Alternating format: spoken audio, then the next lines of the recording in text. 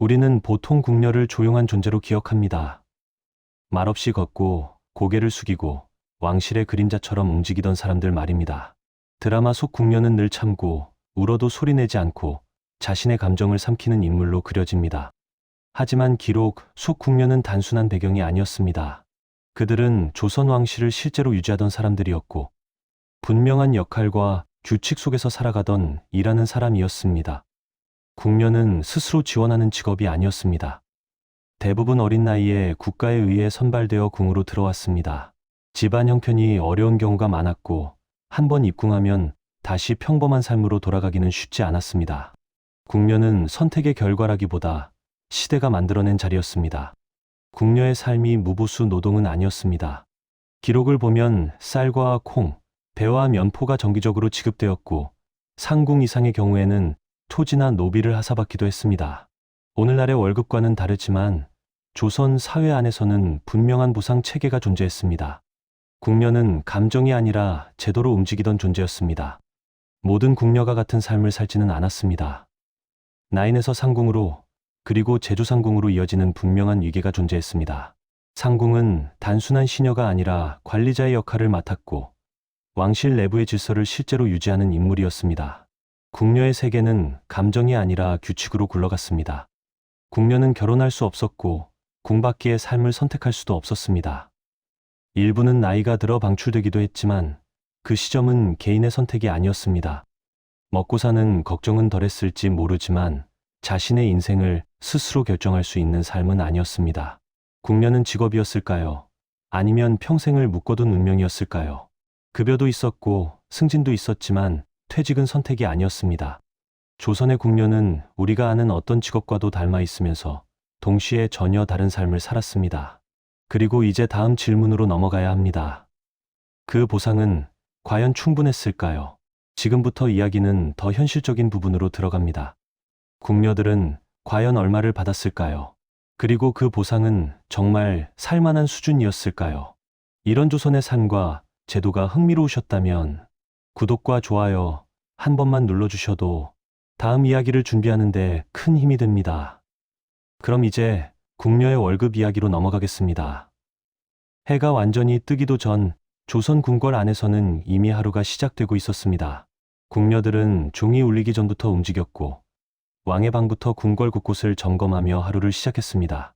이 작은 움직임 하나하나가 궁궐의 질서를 유지하는 중요한 역할이었습니다. 궁녀들은 단순한 직업인이 아니었습니다. 그들은 국가에 소속된 특수한 신분이었죠. 일반 백성과 달리 궁녀가 된다는 것은 가족과 떨어져 궁궐에서 평생을 보내는 것을 의미했습니다. 하지만 이 신분 덕분에 일정한 보상과 보호가 제공되었고 국가가 직접 관리하는 삶을 살 수 있었습니다. 즉, 그들은 노동자이자 신분인이며 국가 관리하의 공무원과 비슷한 존재였습니다. 궁녀들에게 지급된 것은 우리가 생각하는 현금 월급이 아니었습니다. 그 대신 쌀과 옷감, 때로는 소금과 종이가 지급되었습니다. 이는 생활에 꼭 필요한 것들을 국가가 직접 제공한다는 의미였죠.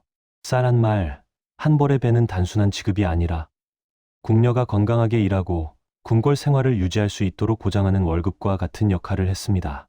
실록과 궁궐 기록을 보면 궁녀들에게 지급된 내역이 자세히 적혀 있습니다.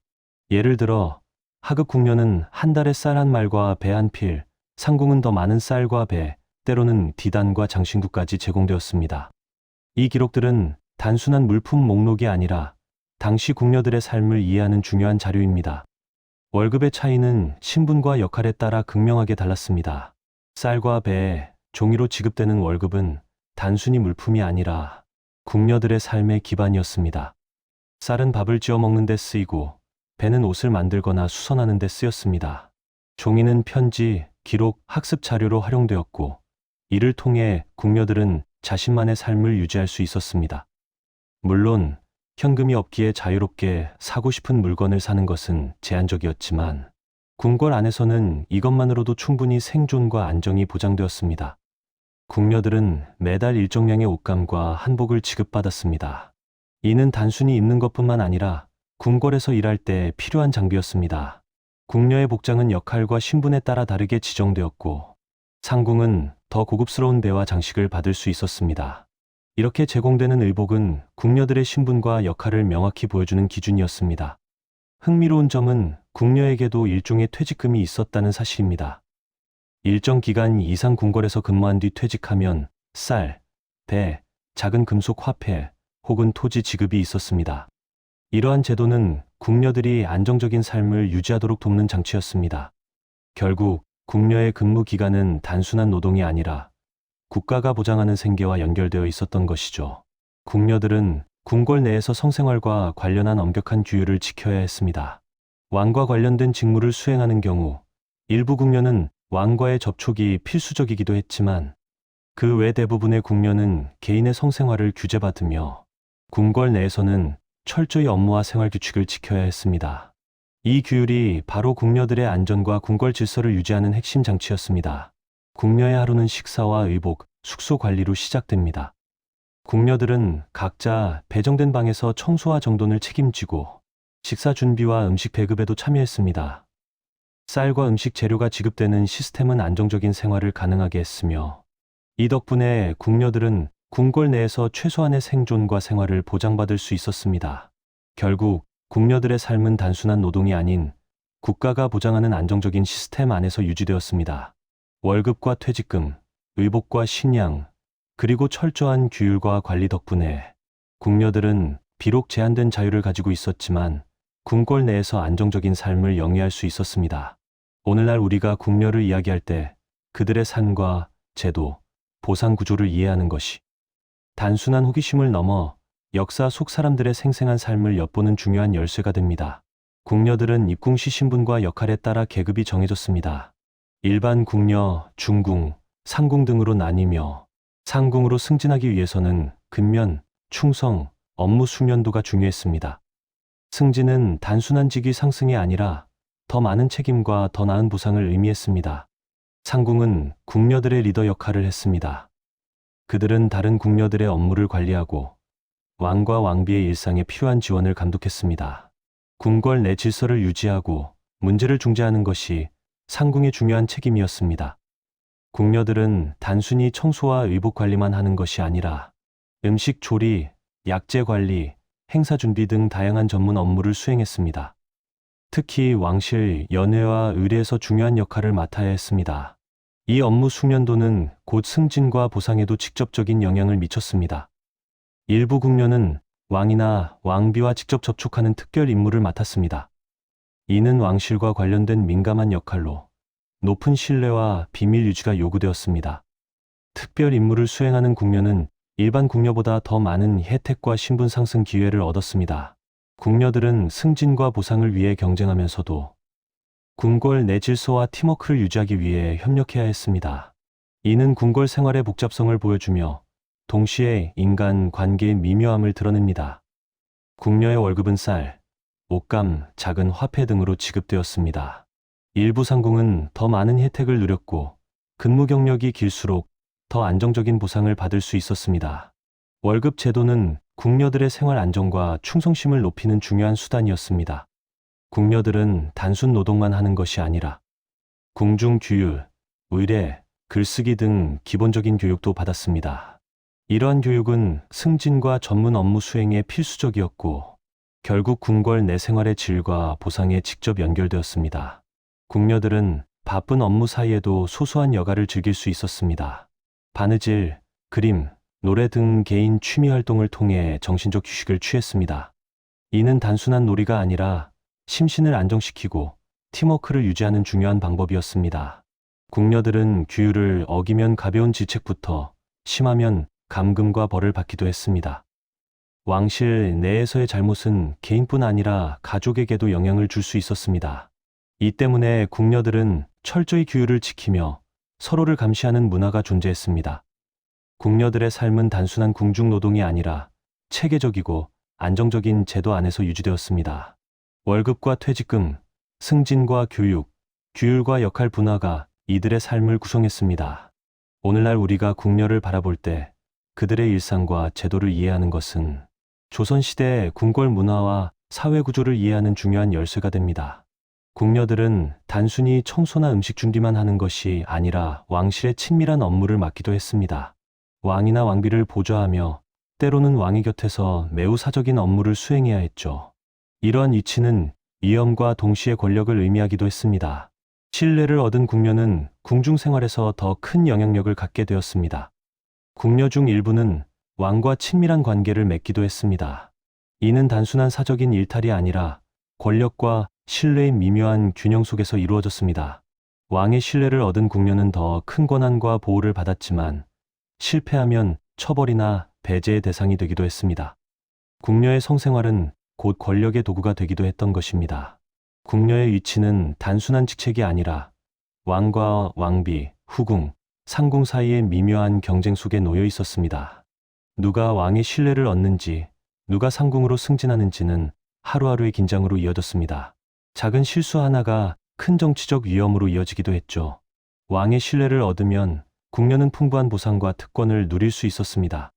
그러나 신뢰를 잃거나 잘못된 행동을 하면 엄격한 처벌이 뒤따랐습니다.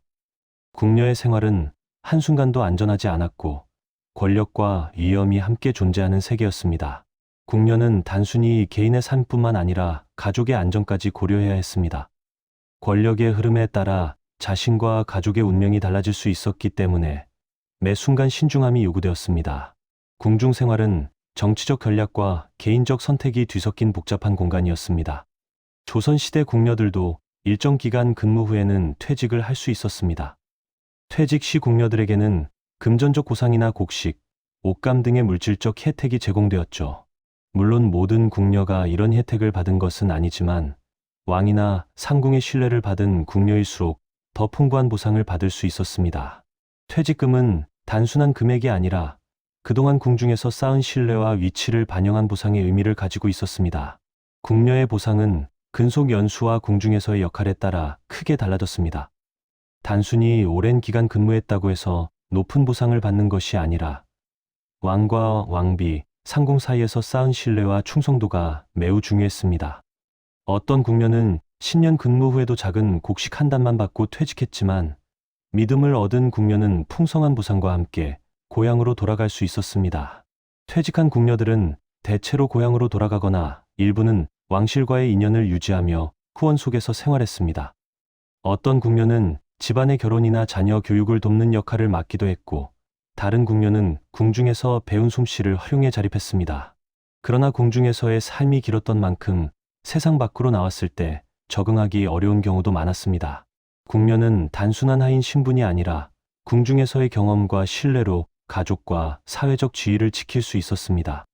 특히 고향에 돌아간 궁녀는 마을 사람들에게 존중을 받았으며 궁중에서 쌓은 인간관계가 후일의 삶을 보호해주는 역할을 했습니다. 궁녀의 삶은 단순히 왕과의 관계만이 아니라 가족과 사회 속에서의 존엄과 연결되어 있었던 것입니다. 퇴직한 궁녀들은 종종 자신의 경험을 기록하거나 후배 궁녀에게 삶의 지침을 전했습니다. 이는 궁중 생활의 비밀을 후대에 전달하는 중요한 역할이었습니다. 이러한 기록은 오늘날 우리가 조선 궁녀의 삶을 이해하는 소중한 자료가 됩니다. 궁녀의 회고는 단순한 개인적 추억이 아니라 역사 속 여성의 삶을 들여다보는 창이었습니다. 궁녀의 삶은 단순히 궁중의 이야기가 아니라 사회적 구조, 권력, 여성의 위치를 보여주는 중요한 역사적 사례입니다. 그들의 일상, 고난, 그리고 보상은 오늘날 우리에게 역사와 인간관계, 사회적 균형에 대한 교훈을 제공합니다.